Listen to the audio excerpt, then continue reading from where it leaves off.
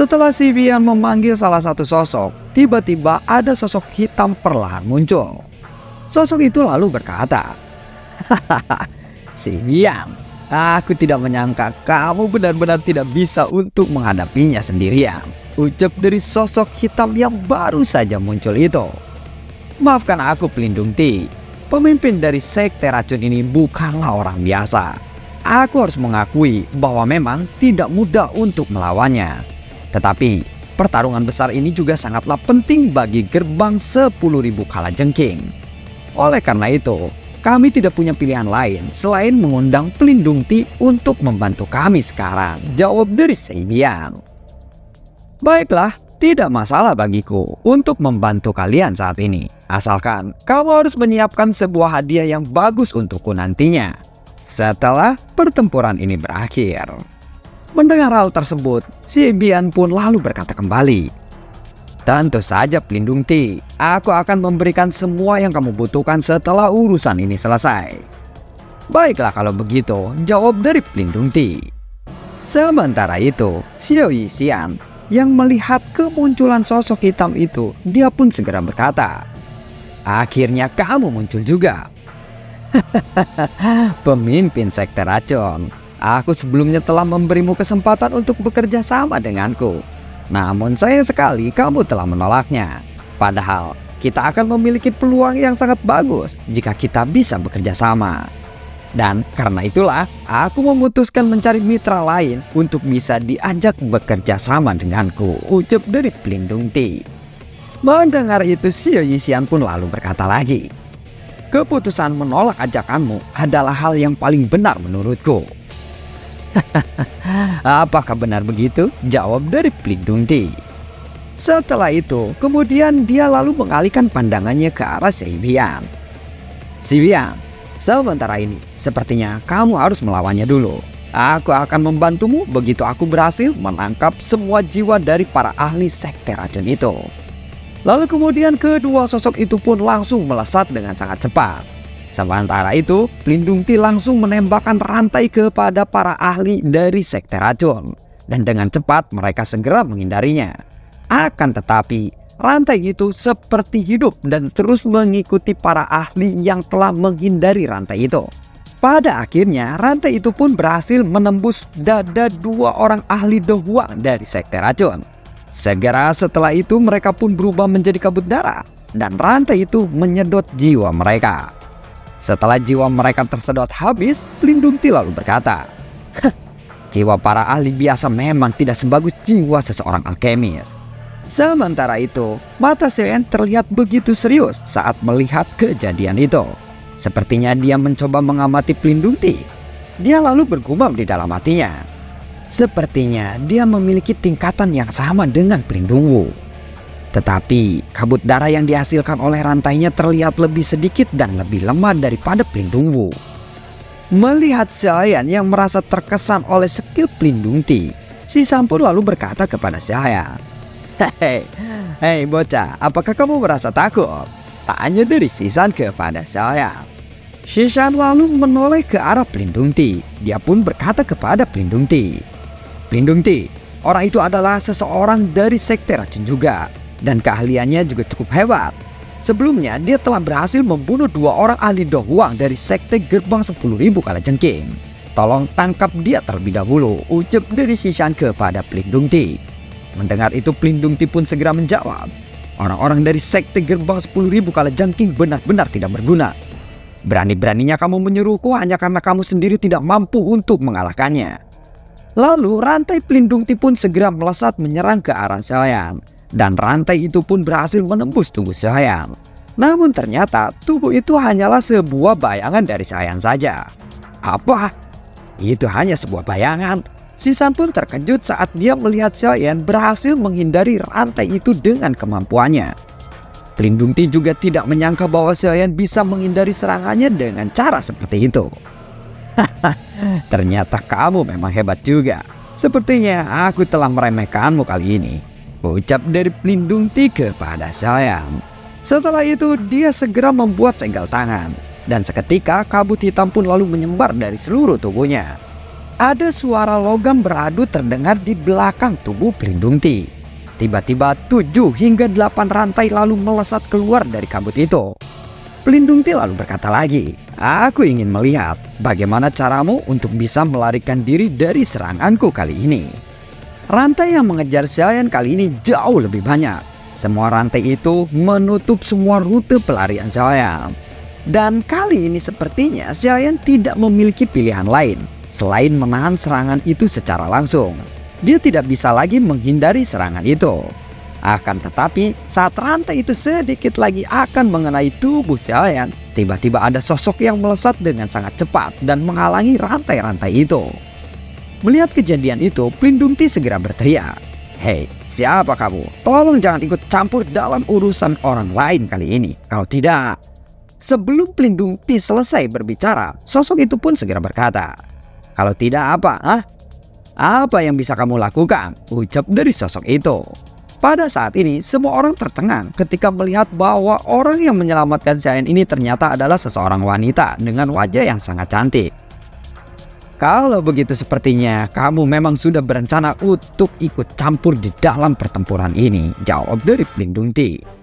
Ratu Medusa pun segera berkata kepada Xiaoyan, "Serahkan dia kepadaku." Xiaoyan pun lalu menjawab, "Baiklah, tetapi berhati-hatilah. Aku akan segera membantumu setelah aku berhasil menghabisi Xishan." Mendengar itu, Ratu Medusa pun segera menjawab, "Tenang saja, aku tidak akan membiarkannya lolos. Aku juga tahu target dari perjalanan kita kali ini adalah dia, bukan?" Mendengar itu, pelindung Ti lalu tertawa. "Sungguh wanita yang sombong. Meskipun kamu adalah seseorang elit Dozong, kamu masih tidak ada apa-apanya di mata Aula Jiwa. Kamu mungkin akan menyesali kelakuanmu saat ini yang sudah menyinggung Aula Jiwa." "Aula Jiwa memang selalu suka mengatakan kata-kata yang tidak berguna seperti itu," jawab dari Ratu Medusa. "Tunggu dulu, apakah kamu pernah melihat anggota Aula Jiwa lainnya? Jika begitu, aku ingin lihat apakah kamu masih bisa untuk sombong seperti itu setelah menerima serangan-serangan dariku," jawab dari pelindung Ti kepada Ratu Medusa. Lalu pelindung Ti langsung menyerangnya menggunakan rantainya. Ratu Medusa menahan rantai-rantai itu dengan menggunakan pedangnya. Sementara itu di sisi lain, Xibian terkejut saat melihat kemampuan Ratu Medusa yang begitu menakutkan. Ternyata ada orang di pihak lawan yang mampu bersaing seimbang dengan pelindung Ti. Ia akhirnya mengalihkan pandangannya ke arah pemimpin sekte racun dan berkata kepadanya, "Ternyata kamu juga bisa mengundang seseorang penolong yang begitu kuat seperti wanita itu. Tidak heran kamu berani begitu sombong saat ini." "Bukankah kamu juga sama sepertiku? Dan sepertinya harapan sekte gerbang 10.000 kalajengking untuk bisa menghancurkan sekte racun kali ini akan gagal," jawab dari Xiao Yixian. "Hei, jangan terlalu cepat untuk mengambil kesimpulan seperti itu. Aku juga sudah berlatih selama bertahun-tahun untuk hari ini.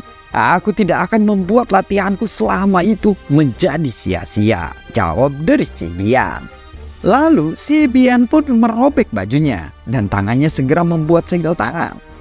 Melihat itu, Xiao Yixian pun lalu berkata, "Tunggu dulu, teknik kaisar setan kalajengking," ucap dari Xiao Yixian. "Tidak lama setelah aku mencapai ke tingkat Dozong, aku beruntung bertemu dengan kaisar kalajengking. Setelah aku membunuhnya, aku juga memurnikan darah dan dagingnya. Lalu aku menyegel rohnya ke dalam tubuhku ini. Hari ini aku akan membuatmu menjadi yang pertama untuk mencoba kekuatan dari Blonde Spirit Skill ini," ucap dari Xibian. Sementara itu, Xiaoyan yang melihat ke arah mereka berdua lalu berkata, "Orang tua itu telah berubah menjadi monster setengah manusia dan setengah kalajengking. Aura dari orang itu juga menjadi lebih kuat lagi. Dan kekuatannya itu sepertinya telah melampaui Xiao Yixian. Xiao Yixian pasti akan kesulitan untuk menghadapinya kali ini. Sepertinya aku harus segera membantu Xiao Yixian terlebih dahulu. Kalau tidak, ini akan benar-benar menjadi situasi yang benar-benar bahaya." Namun saat dia baru saja akan terbang ke arah Xiao Yixian, dia dihalangi oleh Xishan. "Hei, kamu seharusnya tetap di sini. Urusanmu denganku belum selesai," ucap dari Xishan. Sementara itu Xiaoyan menjadi sangat marah saat Xishan mencoba menghalanginya. Dia langsung menyerang Xishan. Dan di sisi lain, Si Bian juga mulai melepaskan serangannya ke arah Xiao Yixian. Saat ini, si Bian berhasil mematahkan serangan kupu-kupu dari Xiao Yixian dengan capitan kalajengkingnya. Si Bian pun lalu tertawa. Hahaha, sekarang seranganmu itu tidak akan berguna lagi kepadaku.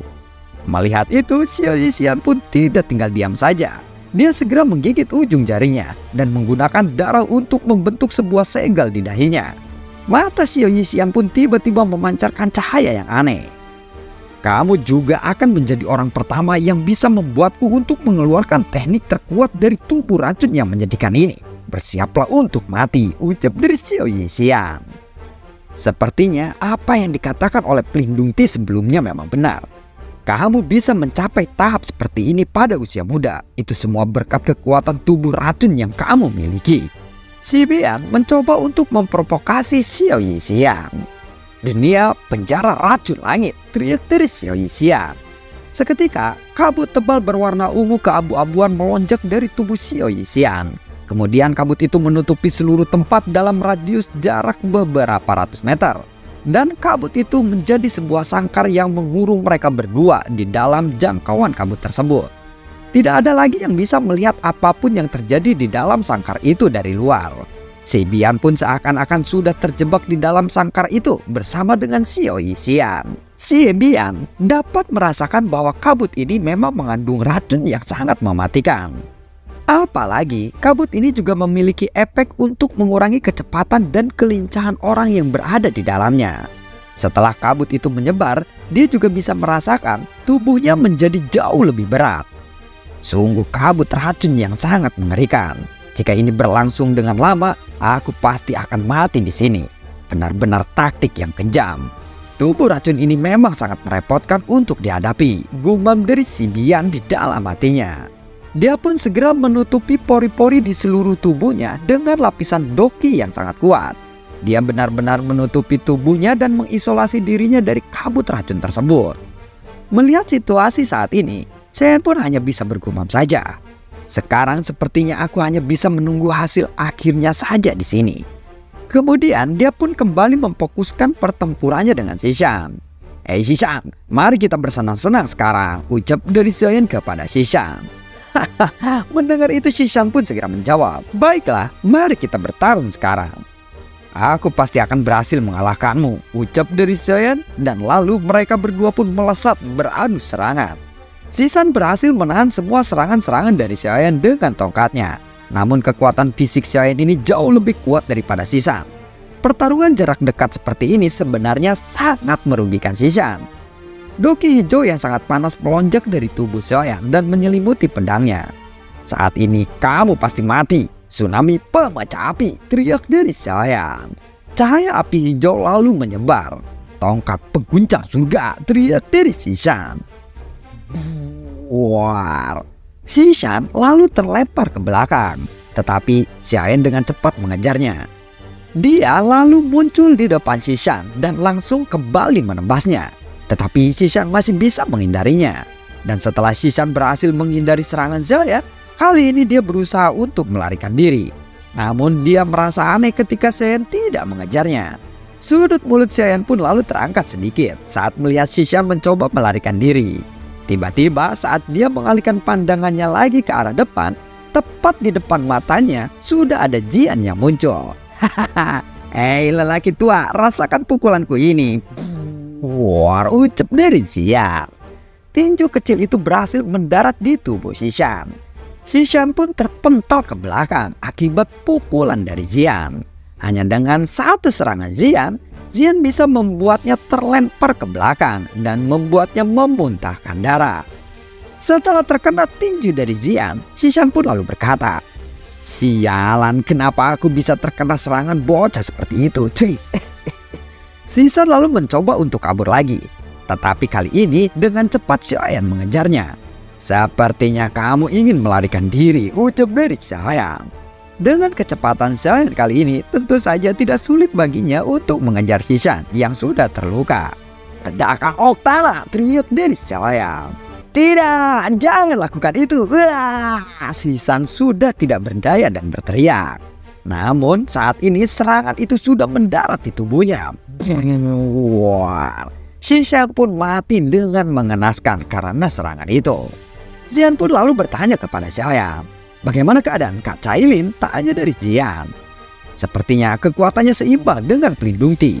Kemungkinan pertarungan mereka akan berlangsung lama, jawab dari Xiaoyan. Sementara itu di sisi lain, Ratu Medusa dengan pelindung Ti sedang beradu pukulan.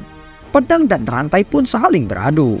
Pelindung Ti lalu berkata, permainan pedang yang sangat rumit, dari mana kamu berasal? Sepertinya aku belum pernah mendengar tentang dirimu, hanya dari pelindung Ti. Namun sepertinya Ratu Medusa ini mengabaikan kata-kata dari pelindung Ti.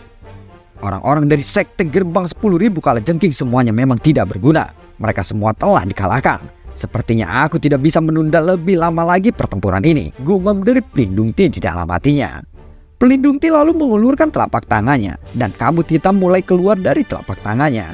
Lalu banyak sosok jiwa yang muncul dari kabut itu.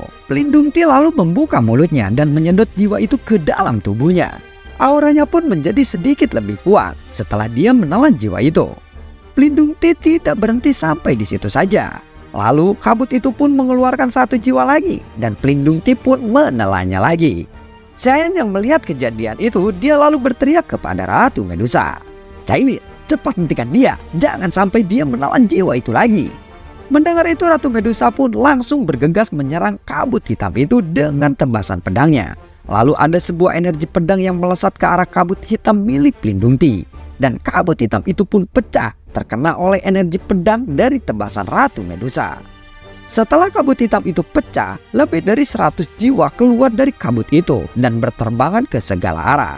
Sepertinya mereka ingin melarikan diri. Xiaoyan yang melihat itu, dia lalu berkata, apa? Jiwa di dalamnya sangatlah banyak sekali, gumam dari Xiaoyan. Dan lalu bagaimanakah kelanjutan ceritanya? Nantikan video gue berikutnya dan semoga sehat selalu untuk kalian. Sebenarnya gue juga udah selesai ya untuk alur cerita Battletrog Devon ini. Cuman ini gue remake saja. Buat kalian yang penasaran dengan alur cerita sampai selesai, sampai tamatnya, kalian bisa cek klik channelnya dan kalian klik playlist di channelnya. Maka di situ akan ada BTTH Season 5 New. Dan di situ semuanya sudah lengkap sekali ya, dari episode yang sekarang tayang sampai ke selesai. Tetapi ya untuk kalian yang suka dengan pembawaan yang agak-agak kocak gitu ya, tapi kalau untuk yang serius mungkin gua akan memilih untuk nge-remake-nya saja kali ini, dan dimana mungkin sekarang lebih mudah untuk dipahami dan lebih enak lagi mungkin ya. Dan gua berusaha untuk semaksimal mungkin untuk bisa menyuguhkan yang terbaik untuk kalian semua. Terima kasih sebelumnya dan semoga sehat selalu untuk kalian. Assalamualaikum dan sampai ketemu lagi di video-video gua berikutnya. Dadah.